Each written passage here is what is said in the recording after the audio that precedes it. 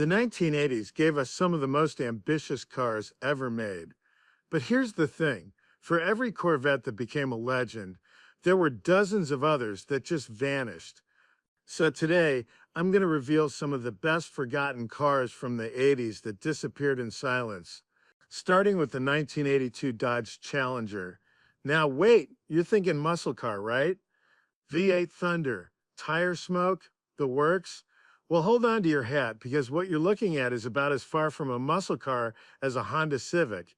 This Challenger was actually a Japanese import. It was a rebadged Mitsubishi that barely shared any DNA with the legendary 70 Challenger. The 82 Dodge Challenger was really a Mitsubishi Galant wearing a Dodge badge, kind of like putting a cowboy hat on a sushi chef and calling him Tex. But here's the thing that might surprise you. It wasn't half bad. That little 2.6-liter four-cylinder engine could hustle this big coupe from 40 to 55 miles an hour in just 4.6 seconds. Not bad for what was essentially a dressed-up economy car, right? Sure, that's not going to scare any Corvettes, but remember, gas was expensive, emissions regulations were strangling everything with a V8. But here's where it gets interesting for those of us who actually had to live with our cars day to day. This Challenger could actually haul your family around, four real seats, a decent trunk, and decent fuel economy. Ever try to change the oil on a Camaro from that era? Good luck reaching anything without removing half the front end. But this Challenger, you could actually get to the oil filter from the top. Revolutionary stuff for us weekend mechanics. Now, you might be thinking, okay, but how did it actually feel to drive? Well, imagine a Japanese sports sedan that went to charm school in Detroit.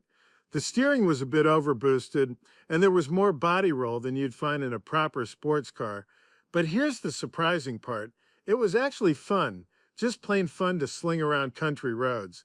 Not exactly a speedster, but for cruising back roads on a Sunday afternoon, apparently it had some of that indefinable magic that makes a car enjoyable rather than just transportation. So, while everyone was mourning the death of the real Challenger, this little Japanese pretender was quietly being a pretty decent car.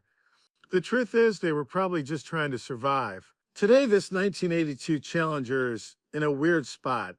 It's not old enough to be a classic, not cool enough to be collectible, and carries a name that belongs to something completely different.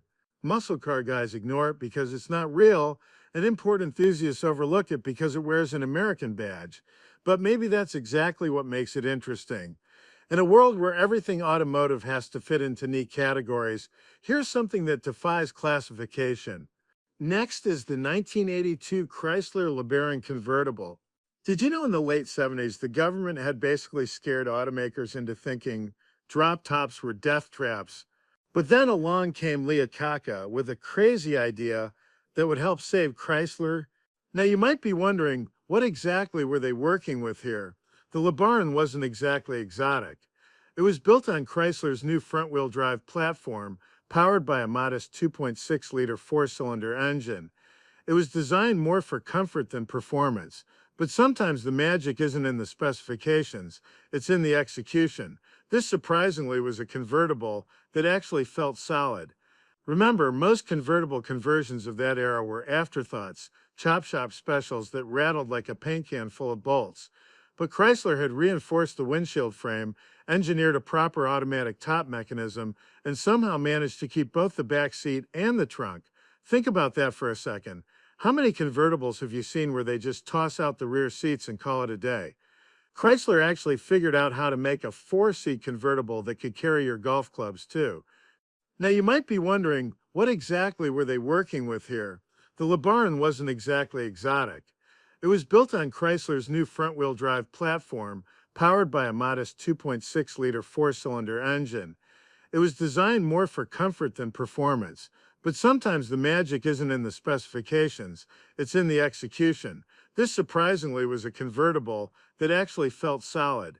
Remember, most convertible conversions of that era were afterthoughts, chop shop specials that rattled like a paint can full of bolts.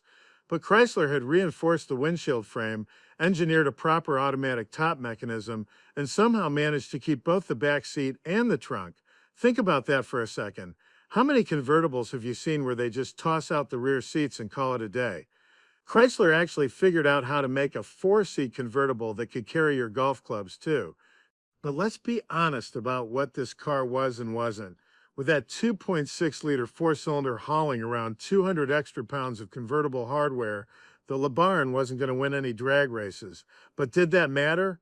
When you're cruising down a coastal highway with the top down and the radio up, are you really worried about your 0 to 60 time? This wasn't a sports car pretending to be practical. It was a practical car that knew how to have fun on the weekends. You know what struck me the most? This was almost as pleasing to drive as the iconic Mercedes 380 SL. I know, that's high praise for a car that cost half what the Mercedes did.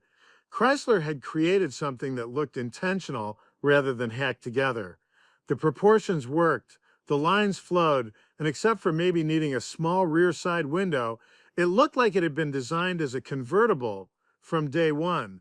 Remember, this was 1982. Everything else on the road looked like it had been drawn with a ruler and designed by a committee of accountants. The LeBaron convertible had actual style, actual presence. It looked like someone cared about how it appeared. The 1982 Chrysler LeBaron convertible wasn't perfect. It was soft. It wasn't particularly quick, but it was honest about what it was trying to be, a comfortable, stylish way to enjoy the journey. Up next is the 1983 Chevrolet Citation X11. This car is right up there in the Hall of Shame. But here's the thing that might surprise you. For a brief shining moment in 1983, GM almost figured out how to make their notorious flop into something genuinely good.